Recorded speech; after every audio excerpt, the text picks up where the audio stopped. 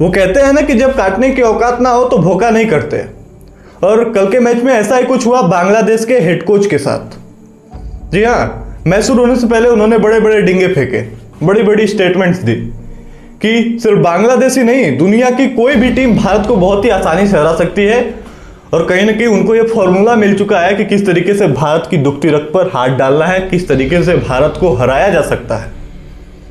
और देखिए, कल बांग्लादेश ने भारत को हरा भी दिया एक बार फिर से।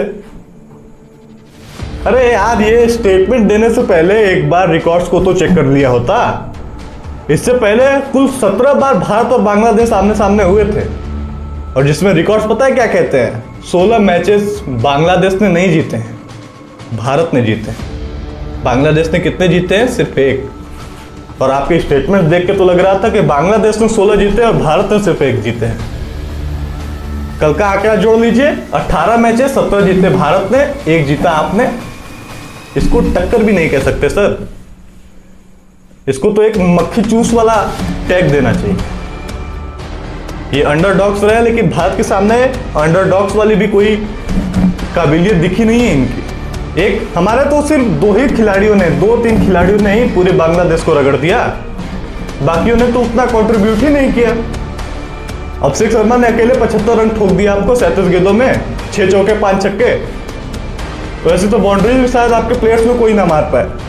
शुभमन गिल ने भी अच्छी बल्लेबाजी की, 150 के स्ट्राइक रेट से बल्लेबाजी की। आपका बल्लेबाज तो कोई 130-135 से ऊपर ही नहीं बढ़ा स्ट्राइक रेट में। क्या कंपटीशन करोगे आप? हाँ, मैं तारीफ करना चाहूंगा आपके ओपनर सैफ हसन की, अच्छी बल्लेबाजी की। वाकई में बांग्लादेश के एक खिलाड़ी ने जिसने कल वाकई में एक अच्छा खेल का प्रदर्शन किया, वो था सैफ हसन। लड़ाई लड़ी, 68-69 रनों की अच्छी पारी खेल कर गया है वो बंदा, लेकिन बाद में आकर रीढ़ की हड्डी भी तोड़ दी कुलदीप यादव ने। 3 विकेट्स लिए, तीनों क्रूशियल विकेट्स लिए इंडिया के लिए।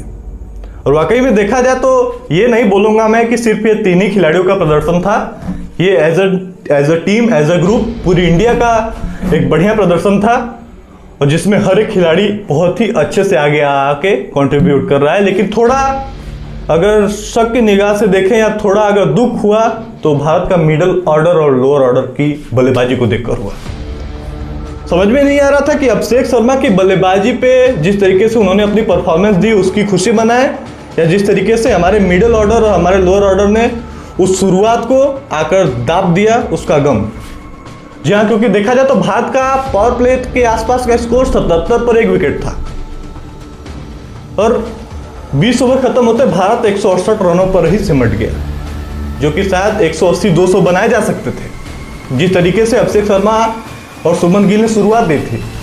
लेकिन सवाल यह भी आता है कि क्या उन्होंने ही एक्स्ट्रा ऑर्डिनरी बल्लेबाजी की, या वाकई में उस टाइम पर पिच अच्छी थी, अच्छी चल रही थी। बाद में जब मिडिल ऑर्डर और लोअर ऑर्डर आया तो थोड़ी पिच स्लो हो गई, थोड़ी या कुछ ज़्यादा ही स्लो हो गई, क्योंकि अभिषेक शर्मा और शुभमन गिल ने 150-200 के स्ट्राइक रेट से बल्लेबाजी की थी। लेकिन उसके बाद भारत का कोई भी बल्लेबाज 130-135 के स्ट्राइक रेट से ऊपर नहीं बढ़ा। तो इसमें बात क्या थी? पिच स्लो हो गई, या उन दोनों ने कुछ ज़्यादा ही एक्स्ट्रा ऑर्डिनरी बैटिंग कर दी थी? लेकिन खैर ठीक है, एक मैच था, ये सब होता रहता है। लेकिन भारत के मिडिल ऑर्डर और भारत के लोअर ऑर्डर को बल्लेबाजी करनी होगी, अच्छी खासी बल्लेबाजी करनी होगी, और उन्हें रन्स बनाने होंगे, क्योंकि अब नॉकआउट स्टेज लगभग खत्म हो चुका है। 1-2 मैचेस और बचे हैं जो कि फाइनल करेंगे भारत की राह इस एशिया कप में कि भारत ट्रॉफी लेकर आएगा कि नहीं।